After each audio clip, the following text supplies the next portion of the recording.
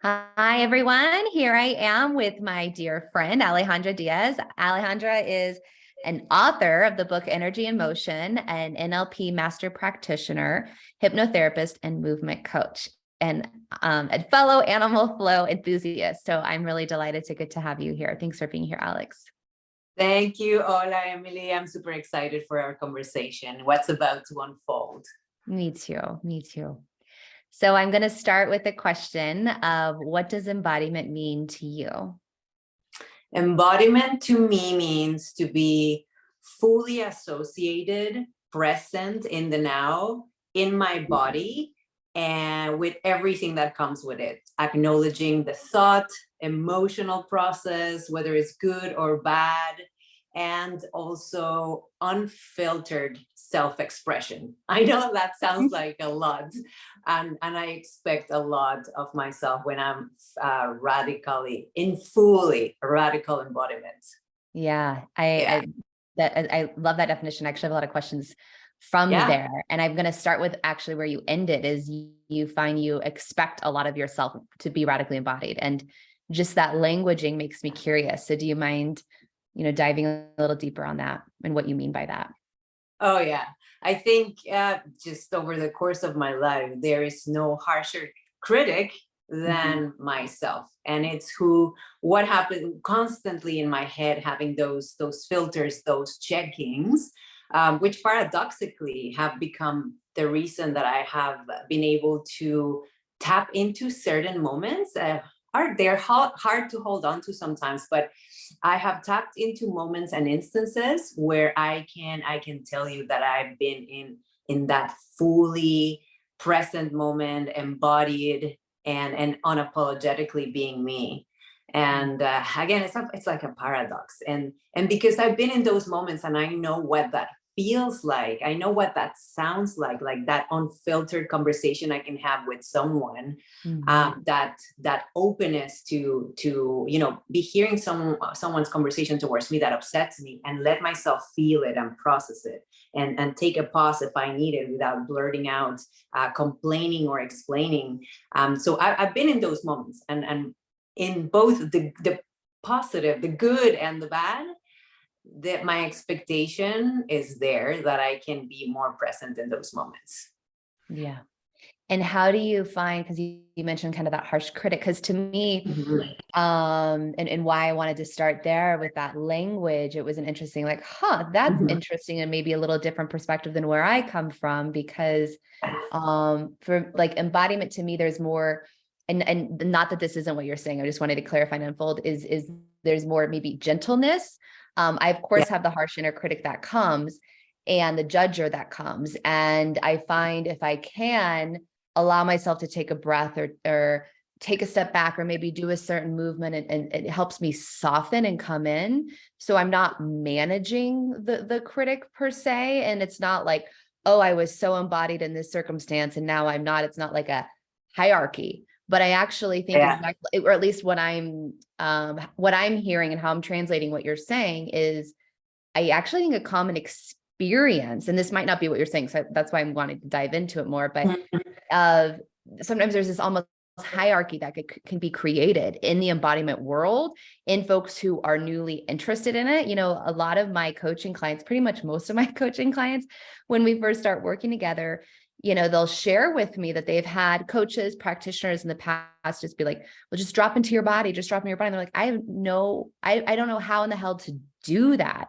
And it's like there's this barrier of entry where it almost feels inaccessible or this elitist thing, or exactly how you shared from a more personal perspective of you've had these moments where you've really just felt in connection, in the flow, where you're not filtering what you're saying, where you really feel like you're really being vulnerable and connected to another, not just because they're schmoozing you or saying things that you like, but because you're in your body. And maybe then there can be times where we judge ourselves for not then being in it. So how do you, would love to, from what I just said, have you expand on that and Yeah. share a little bit then of when that inner critic comes, or when you notice maybe you're not as embodied or present as you like to be, what are some ways that you resource yourself in those moments?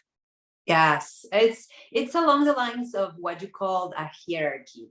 So, I mean, Yeah. in its utmost perfect self-expression, radical embodiment, I have felt it as a sense of peace and ease. And in a relaxed manner, I can just be unapologetically me. It's very And light. I It's a love that you can very, be unapologetically you in a relaxed manner, right? It's not like yes, efforting and like, look at me. It's like, I'm relaxed and chill, but I am I love radically that. Yeah. embodied. That's a Yeah. nice juxtaposition. Yes, exactly, exactly. And in order to get there, because things happen in life, Yeah. right? There's a hierarchy. To me, I go through a process of hierarchy. I mean, yes, there are days that I just, whether it's in the grocery store and Michael Jackson is playing on the speakers, and I just feel like popping a little dance, and I do it, right? Or I'm in the gym and I'm focused on my exercises or working with a client. Like some days are just smooth and I can pop in a dance, and some days I'm in my head, Yeah. and I want to, it's uncomfortable, negative emotions are coming out, and I want to be in that state of radical embodiment, like go up the steps through a hierarchy. And part of the work I do with my clients is acknowledging the negative emotions and what are they saying about what is happening, what the person is doing or not doing. I believe I don't call them negative. Yeah, well, we refer to them as negative emotions because I think that's of it the like language. lower vibration, I like that. lower and Denser higher vibration. vibration. Yes. Which might I sound woo woo, but just to like anyone listening who's like, oh, come on, it's like Boulder speak or esoteric. I just generally, there are lower and higher vibration, lower vibration. Yeah. When we're feeling what we might want to label as quote unquote negative or bad, like I feel yes. sad or I feel lonely or I'm angry. Those in general, like if you would even just try on those emotions in your body, feel more contractile in nature, right? That's a Mhm. lower vibration tone versus when you're in a more joy or peace or whatever, it is a higher vibration. You feel more expansive. And one isn't better than the other. It's just as humans, we have access to the full range. Exactly. And that's precisely what I mean as part of my process and my hierarchy to be radically embodied. That if I am experiencing a denser form of energy, I can look at it and be like, this is what's happening. Do I need to sit on it until it empties out? Do I need to voice it out to someone, or can I take the next emotion that comes out? Like if I am in a, let's say, a depressive mood, dense on the couch, being a couch potato, watching Netflix. Maybe I do that for 2 hours. I give myself permission to do that, and Yes. then I'm gonna get up and wash the dishes that have been there in the sink all day, even though I'm gonna be bitching about it. I'm going to be cursing and complaining. I can put my favorite song and already start feeling just a little bit better. And then, give myself permission to do whatever. But I already I was radically embodied because I was not, I acknowledged that I was in a depressive state. I wanted to watch Netflix for 2 hours, but I Yeah. gave myself a box time to do that. And then I gave myself another, step to go out of that. Yeah. Totally. And I just love how I immediately lit up when you said you give yourself permission to watch it, right? It's not like Mhm. vegging out or watching Netflix or doing some of these behaviors that we might want to label as bad or wrong or which is wrong. No, like I think the key is actually giving yourself permission to do it and permission Yeah. to watch the show, permission to eat the food that maybe you want to label as bad you shouldn't have. Because when we give ourselves permission, it helps soften the grips. And then we actually get to enjoy the activity. We get to enjoy watching the Yes. show and then Yes. choose to, okay, now I'm complete. Now I'm ready to move on. Versus I think if we're coming in an energy of, I shouldn't be doing this, it's wrong, this is bad, it actually just perpetuates that behavior. Yes. People Yeah. normally call it getting it out of your system, but even just changing the language to I consciously choose to do this, it Yeah. brings self-empowerment. So I think, 1000%. yeah, Yeah. yeah. So I would love to just dive into your background in history, because I know you have quite a bit of your own story, and especially just in Mhm. regards to, your relationship with your body embodiment. You were a former, I want to say fitness professional, bodybuilder, though I think is the correct language. Yeah. Yeah. So do you mind, Alex, just kind of starting wherever you want on that journey, kind of into where you are now sitting here. Yes, that's a juicy story. I'm excited to hear it. Yeah, I played sports growing up, even competitive volleyball up to national level with my 5'3" frame. I I'm made it also to 5'3". I nationals. didn't know we're the same height. Yeah, I made it to nationals Wow. in high school, and it was very high level competitive. So I grew up with that work ethic already sort of part of me, which I took it in every aspect of my life. That work ethic seemed to be easily duplicated. So I came to Canada to study art at Sheridan College. I graduated with a degree in illustration, and I was so excited to become part of the working adult world.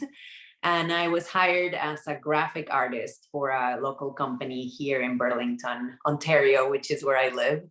And I really, really wanted, I was excited to be a working adult. I had grown into, making my own income, growing into that world I was told I was going to live in after I graduated. So bringing my work ethic as an athlete, and just who I am, my integrity to everything that I do it 100% or more, 200%. Working for this company, I ended up overworked, underpaid, and yes, it was a very bad rupture near the end. 6 months under a lot of stress, doing the work of 4 people without any support, even though I vocalized the need for support. Yeah. And no, I ended up leaving the company, but by then the damage was done, because during those 6 months, what had evolved was I developed a severe addiction with food. And my stress levels were so high that I would wake up several times during the night with palpitations. And I had gained a lot of weight. And that didn't stop there. Over the next year and a half, I continued to spiral down until I reached the point where I couldn't even get out of bed. I would get out of bed just to eat. And I would feel so much pain in my body, in my joints, headaches, and I would only have energy to crawl back to bed and sleep for another 4 hours. So yes, and at that point, I hated myself. Like, hate is a strong word. I hated myself. And I was in such darkness that no matter who told me that they were there to help me, because I had the support of my friends, my family, my husband at that time, I couldn't hear them. It was as if I was enveloped by this dense, dark fog, and I couldn't even hear them. Nevertheless, hear myself. I had completely lost myself. So that was when I hit rock bottom. And there were moments of spark and light, or small bouts of inspiration. And one of those was I attended my husband's gym. He owned a gym at that time, and it was a CrossFit gym. Worst idea to go from like napping all day to trying to get one of those workouts that in 12 minutes you surrender your soul pretty much to the workouts. I've never heard somebody name a CrossFit workout as you surrender your soul to the workout, but yeah, I used to like get nervous before I did CrossFit for a short period of time, and I would get nervous before. You only have, like, I can make it through 12 minutes. Yeah. 12 minutes, you have to give it your all, otherwise those were the longest 12 minutes of the day.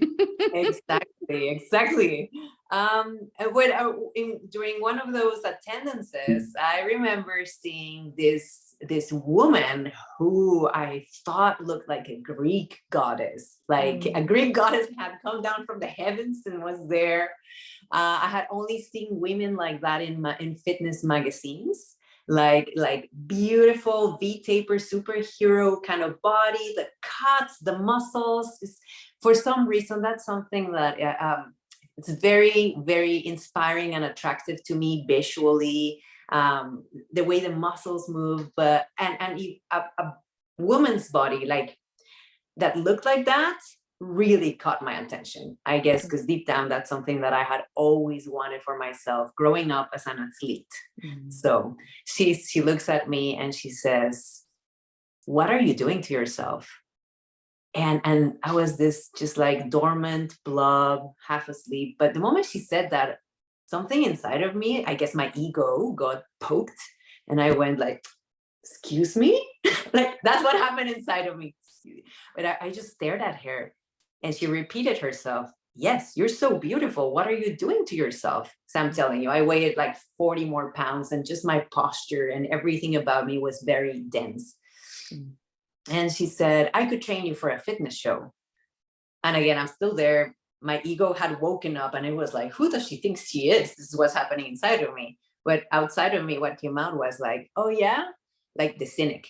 How long is it going to take me to look like you? And I was being like, my response was cynicism. She's like, 4 months. And I'm like, 4 months? Just the confidence with which she said that, it made me believe her. I know it's not, yeah, now I know better years later, but it made me believe her. Yeah. And so I started doing mathematics in my head. Again, all these calculations, like you can see behind me, I'm all about patterns and calculations and all that, right?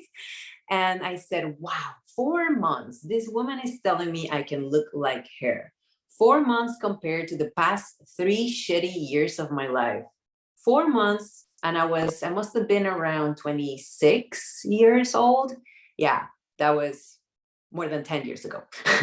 4 months compared to the rest of my life. And this is me doing calculations inside my head. If I can look like that woman in my body, woo, the power I would have, the confidence, like I could just do anything I wanted in this life, right? Again, remember, this is my 26-year-old cynic who had hated herself so much. So this is my ego, like, oh yeah, well, let's do it.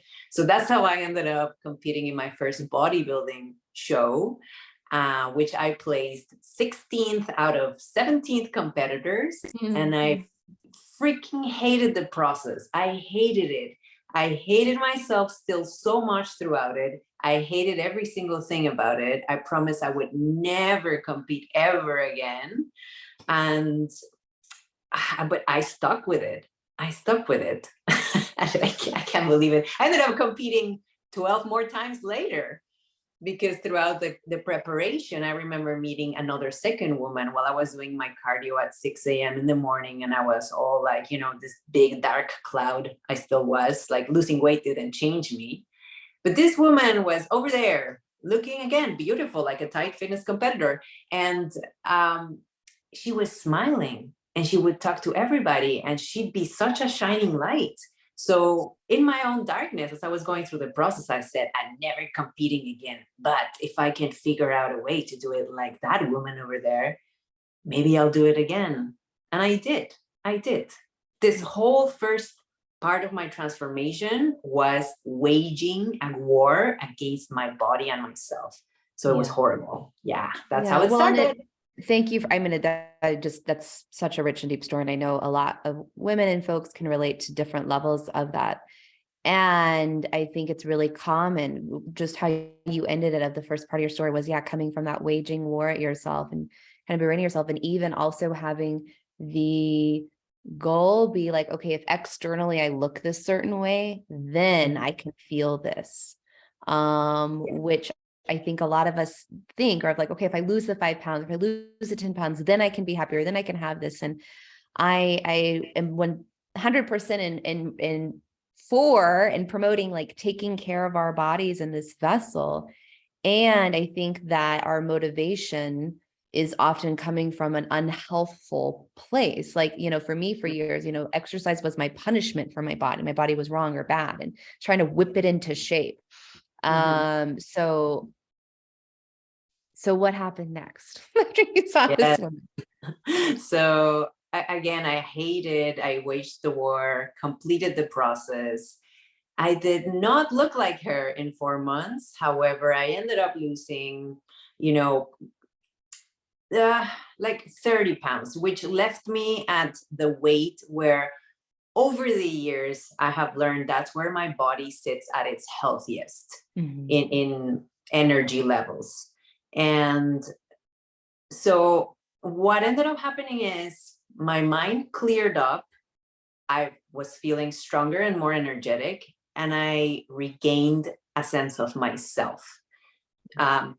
I would say 70%, because then the years later brought other types of learnings about what my sense of myself means. And so I realized that, well, at that time, I remember with Omar, my ex-husband, we would sit down and watch The Biggest Loser and programs where they would show a coach screaming, which that wasn't that nice, but motivating a client, being with there as a companion in their journey and the emotional aspects that were shared. I remember looking at him and saying, do you think I would be a good personal trainer? And then he laughed and said, well, you already have half of the job, like to work in your favor. I'm like, what do you mean? He's like, well, you have a good personality. That's half of the job. So if people like you, they'll trust you, they'll work with you. I'm like, okay. And then he ended up locking me in the bedroom and giving me the contact of a fitness manager of a local gym. And he said, you're not leaving the bedroom until you make that phone call and you schedule your interview. So I did. I started working as a personal trainer without any intentions of competing until I met this woman again, the one that I had seen. And I met her coach. And what he said, they had seen my work ethic, and the coach offered to coach me for free. And I couldn't believe it. That was amazing, because it was what I had wished for. I said I had wished for, if I could do it like her. And I even got her coach to coach me, right? And so because this was a decision I had made and a condition I had given myself to go again through that process, which is a very structured process. I would say, I don't see it as extreme because of how I process this information, but to most people, yeah, probably I'm an extremist when it comes to being super consistent and structured with food and exercise and commitment. I had promised myself that I will only do this if I could do it happy and in a loving way towards my body. So that was my intention. Every single day that I would wake up, and at that time, I do it differently now, but at that time I was doing 6 a.m. morning cardio. I had already my most favorite songs prepared. I had already prepared my breakfast, and there was the excitement about sitting down and eating my breakfast and drinking my coffee. So there was an intention already of positivity behind every single action. And instead of saying, oh God, I'm going to do this for 6 months, I was just focusing on, no, right now I'm doing cardio. Then right now I'm enjoying this meal. And then right now I'm training my clients. And so that's where I could start tapping into the joy of the present moment. And near the end, even within the company, they didn't want me to compete because they said competitors get super grumpy near the end.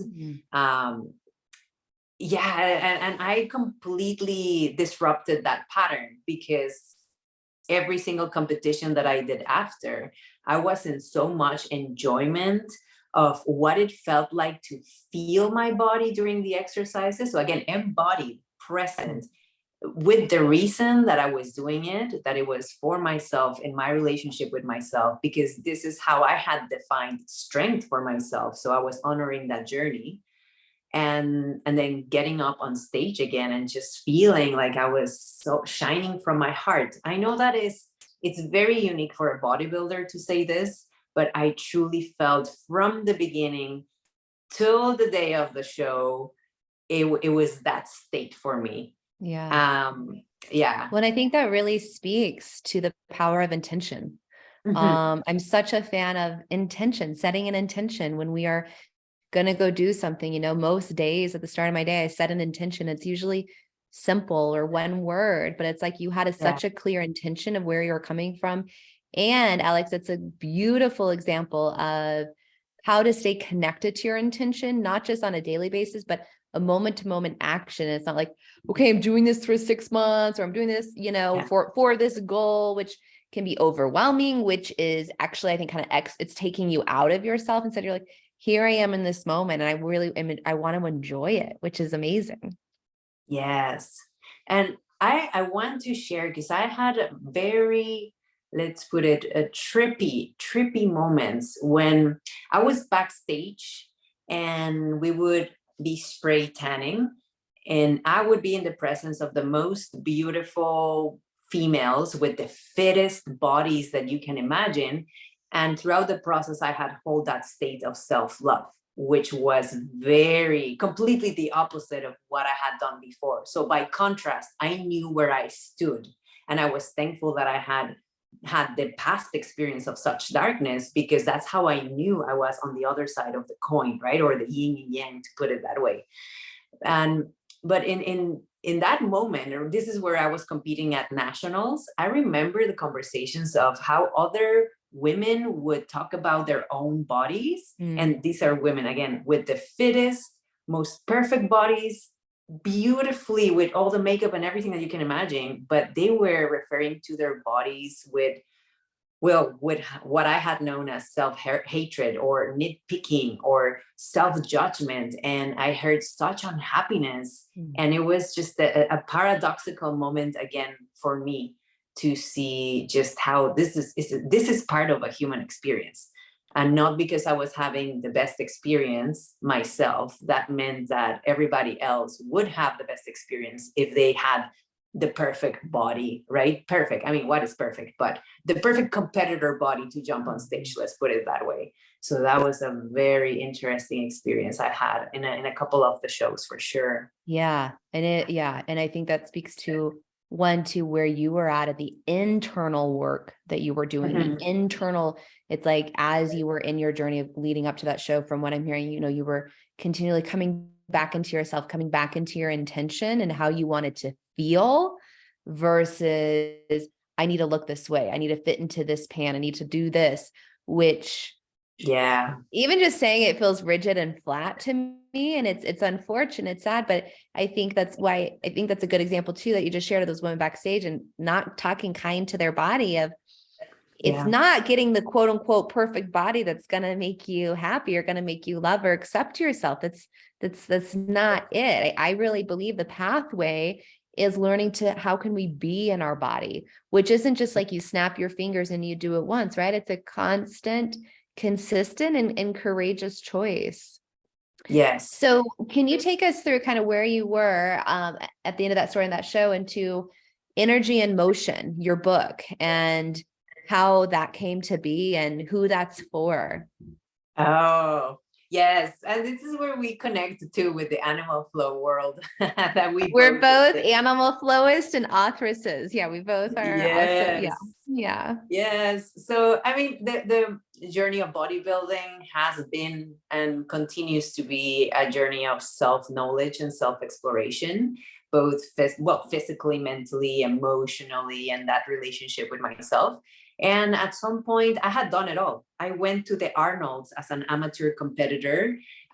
It was such a peak experience that I came back and I was like, well, after that, after standing in front of 10,000 people in the stage, and I won 4th place as an amateur, but coming back to Ontario, local show with 20 people, so I was like, I think I peaked and I'm getting a little bored.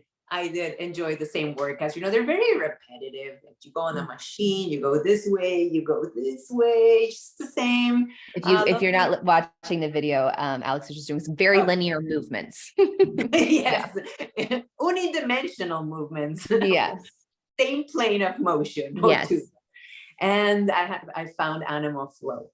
And animal flow completely, such a good complement. Let's put it that way. It completed my experience in movement. Yeah. And throughout that time too, I started studying neuro-linguistic programming. And that is neurons, mind, language, and how, well, to put it this way, we humans are very programmable, both for the good and the bad, for the positive and the destructive ways of being. And I became fascinated with the material. language being one of the most important parts of it. So again, taking all of this experiences of who I am, movement, language, emotions that I had felt throughout all this journey of building and studying this relationship with myself, then it came together in the book, Energy and Motion.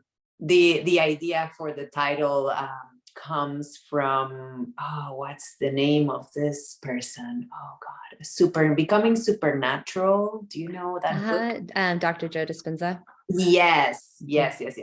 Calls emotions as energy and motion. So I kept, I kept rolling. I didn't know that connection. I like that connection. Yes, it's amazing, isn't it? Mm-hmm. And so I started to ponder upon, what is the difference if we didn't have emotions. And this was actually a conversation I had with a client who she wanted to go on medication because she was unable to cope with the amount of emotions she was experiencing. And she wanted to know my opinion. And I said, well, who would you be without your emotions? Would you be able to get out of bed?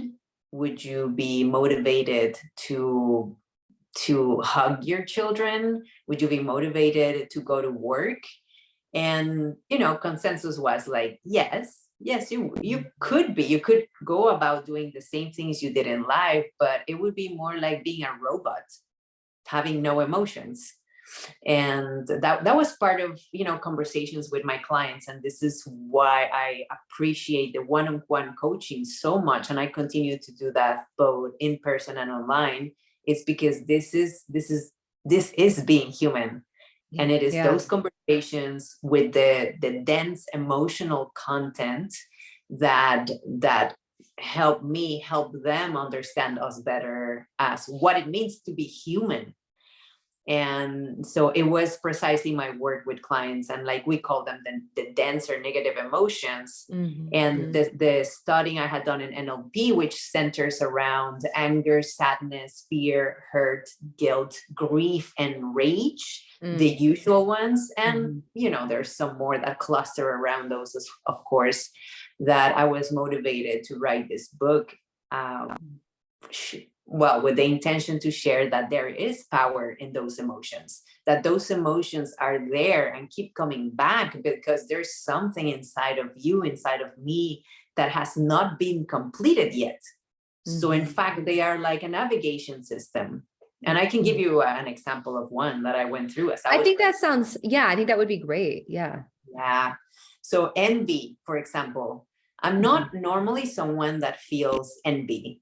And so it caught me by surprise when I felt envy for my best friend when she told me she was going back to school. And this was probably at the peak of my personal training career. So why would I feel envious if I had, if I was competing and I was making good money and people were also with their feedback validating my identity. So it was going great.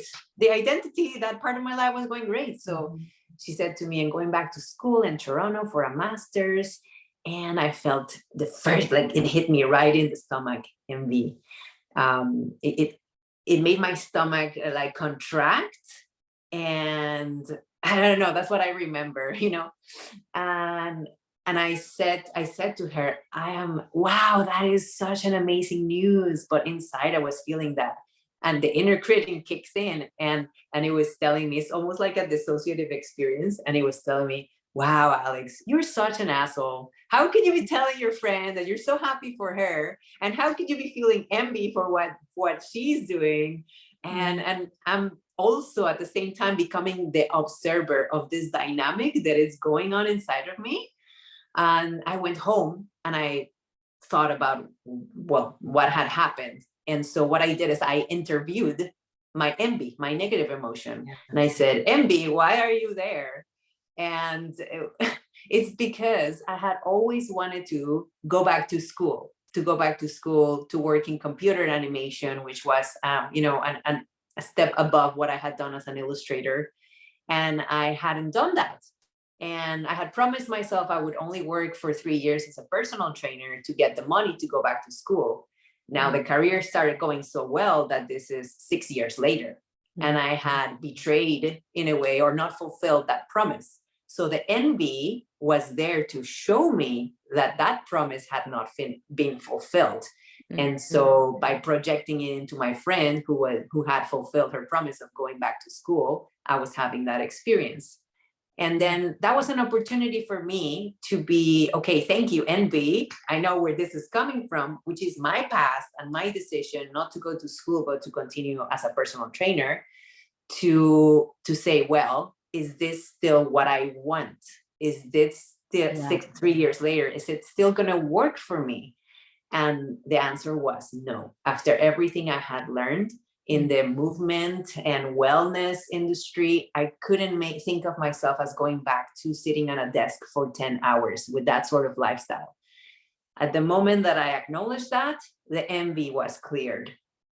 Amazing. And what a great, thank you for sharing that example, because it helps just make it really tangible.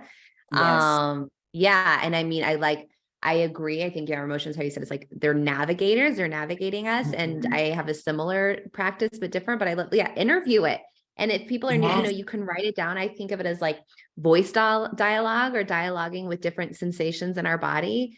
I'm a fan of writing it out. And it might seem silly, but it's incredibly powerful. And so thank you for just walking us through that. If that's new for someone, of what a great way to actually practice and be with these more uncomfortable emotions, that usually there's something deeper there. It's an opportunity to understand ourselves at a different level, or understand how we can act in a way that's going to support us more, versus just feeling envious to a friend that feels shitty.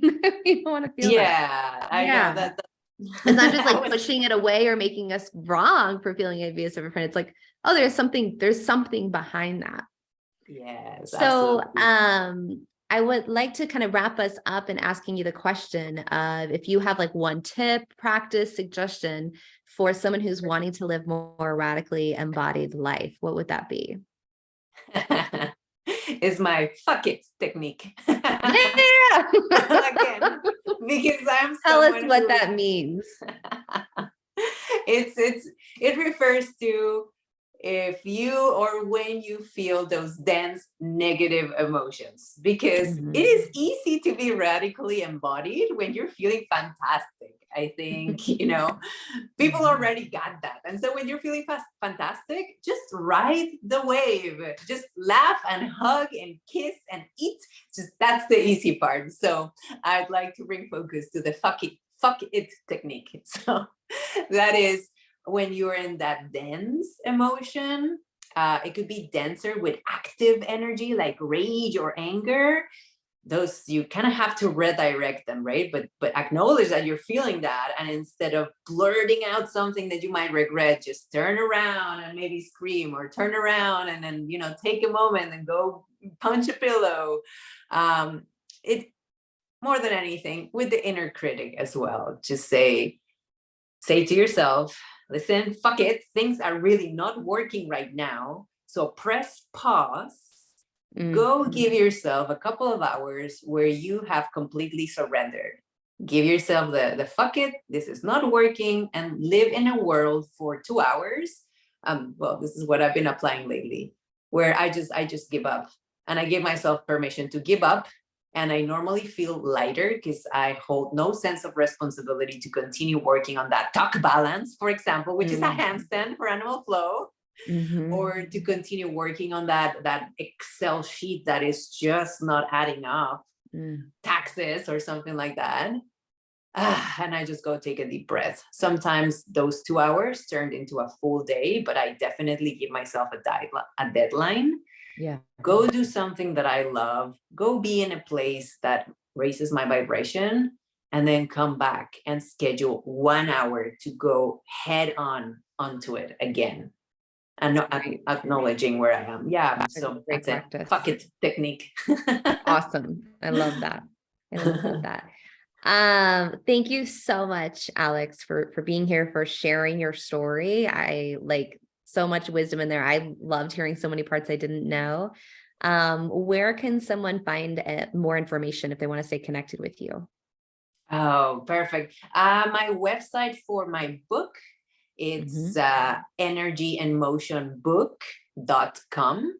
And that'll take you directly to the blog, to my blog, which is where I'm writing and sharing some more bits and nuggets and perspectives on this way of processing reality, processing emotions. The information to purchase my book there, if you're interested, is as well. You can find it there. And my contact information. Yeah, so all in one place. Energy Awesome. And I'll have motion. that linked in the notes. Yeah. Yeah. Energyandmotionbook.com. .com. Yeah. Awesome. Good. Amazing. Well, I appreciate you. And thank you everyone for listening and tuning in. And I hope that you really try on there. You know, Alex gave a couple really great tips, especially like interviewing your, you know, more challenging emotions. And then sometimes you just got to say, fuck it and take 2 hours off. So yes. go give yourself permission. I think that's key. Giving yourself permission is key to not have to do or perform. So thanks everyone for tuning in and listening, and take care. Thank you. Bye.